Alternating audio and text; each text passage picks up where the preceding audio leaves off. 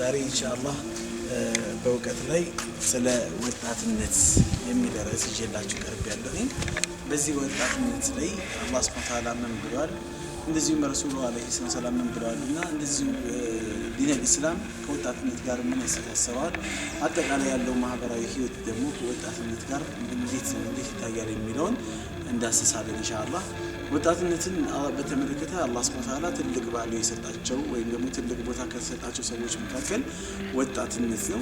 ይህ ወጣትነት እድሜን በተለያዩ ሱሶች በተለያዩ ውጣ ውረዶች የሸይጣን ሱስ አለ፣ የሴት ሱስ አለ፣ የዱንያው ሱስ አለ፣ የተለያዩ ነገሮች እንግዲህ ተጠምዶ ከዛ ሁላ ነጥሮ ወጥቶ ዲንን ማገልገል ማለት በጣም ከባድ ነገር ነው። ለዲን መስዋዕት መክፈል ማለት በጣም ከባድ ነው እና ከዛ አንጻር ነው አላህ ሱብሓነሁ ወተዓላ ክፍያውንም ከባድ ያደረገው።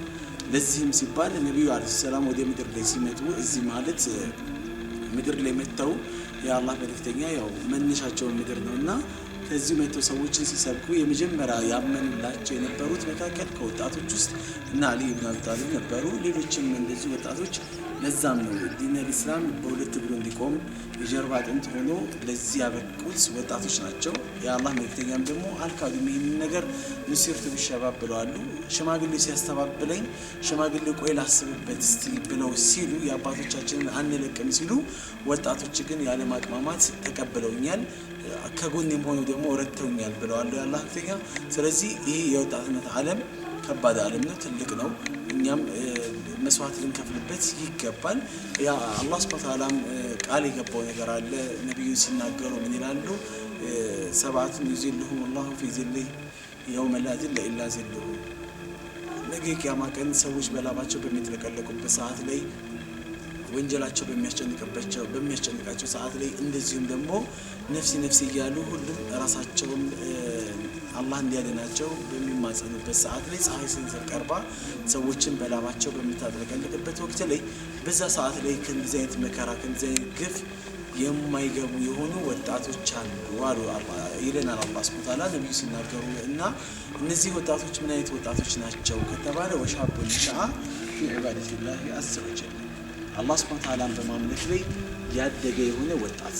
እንግዲህ አላህን በማምለክ ላይ ያደገ ወጣት ማለት ስንል የተለያዩ ሱሶችን አሸንፎ በእነዛ ሱሶች ሳይበገር ሳይሸነፍ እነዛን ነገሮችን አምልጦ ስሜቱንም አምልጦ የተለያዩ ነገሮችን ኸይር ነገሮች ላይ በመገኘት በዚህ ነገር ላይ ያሳለፈ ሰው ዲነል ኢስላምን እየካደመ ለኢስላም እያገለገለ የተለያዩ ኸይር ነገሮችን እየሰራ በዚህ ነገር ላይ ያሳለፈ የሆነ ወጣት አላህ ሱብሓነሁ ወተዓላ ምን ያደርገዋል ማለት ነው?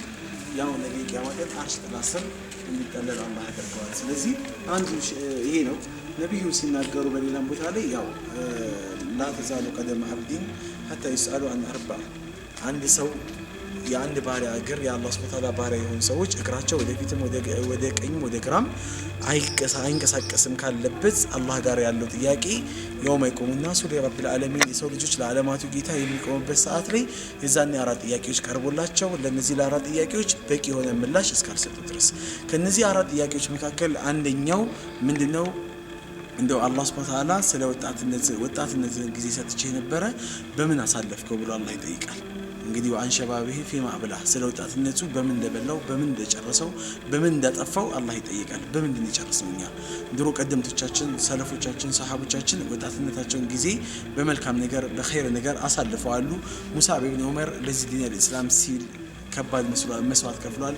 አወሉ ሰፊር ፊል ኢስላም፣ የመጀመሪያው የኢስላም አምባሳደር ተብሎ የሚጠራው ሙስዓብ ኢብኑ ዑመር ትልቅ መስዋዕትነትን ከፍሏል በዚህ በወጣትነት ጊዜው። ይሄ ሙስዓብ ኢብኑ ዑመር የሀብታም ልጅ ነበረ፣ ጥሩ ህይወት ላይ የሚኖር ሰው ነበረ። እንደውም ምን ይላሉ ሙአሪኾች ሲናገሩ ሙስዓብ በአንድ ወክል ሲመጣ በሆነ በሰፈር ሲያልፍ ሽቶ በጣም መዓዛው ውድ ከመሆኑ የተነሳና መዓዛው ምርጥ ከመሆኑ የተነሳ ሙስዓብ ነው ያለፈው ተብሎ ይባል ነበር ይላሉ። ጥሩ የሀብታም ቤተሰብ ነበረ፣ ጥሩ የሚለብስ ጥሩ የሚበላ ጥሩ ህይወት ላይ የሚኖር ነበረ።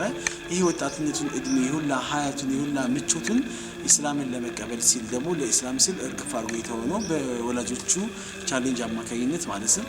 ሲሞት የሚከፈንበት ከፈን እስከሚያጣ ድረስ ነበር የደረሰው ሙስዓብ። እንደዚህም ደግሞ እና አቡ ሁረይራ ማየት እንችላለን። አቡ ሁረይራ ከነብዩ አለይሂ ሰላም ጋር ያሳለፈው ጊዜ 3 አመት ብቻ ነበረ።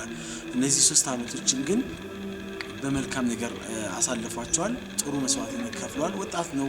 እንደሌላው ሰው ደግሞ ብዙ ነገር ያምረዋል እንደዚሁም ብዙ ነገር ያው መሳቅ ያምረዋል መጫወት ያምረዋል ሌላም ማላያ ነገር ውስጥ መጠቃለልም መስራት ያምረዋል ምን ነገር ከልክሉት ምን ነገር ገድቦ ሳይሆን የአላህ ፍራቻ ነው የገደበውና እነዚህ ይሄ ወጣትነትን ዓለምን እንደ ሷሃቦች እንደከፈሉት መስዋዕት እንደከፈሉት እንዳደረጉት እኛም ይሄን መስዋዕትነት ልንከፍል ይገባል በርካታ ሰለፎቻችን በርካታ ዑለሞቻችን ይሄ ወጣትነታቸውን እንዴት አሳለፉት የሚለውን በአላህ ፍቃድ በሌላ ክፍል ይዘንላችሁ እንቀርባለን እስከዛው ድረስ ቸር ሰንብቱ ሰላም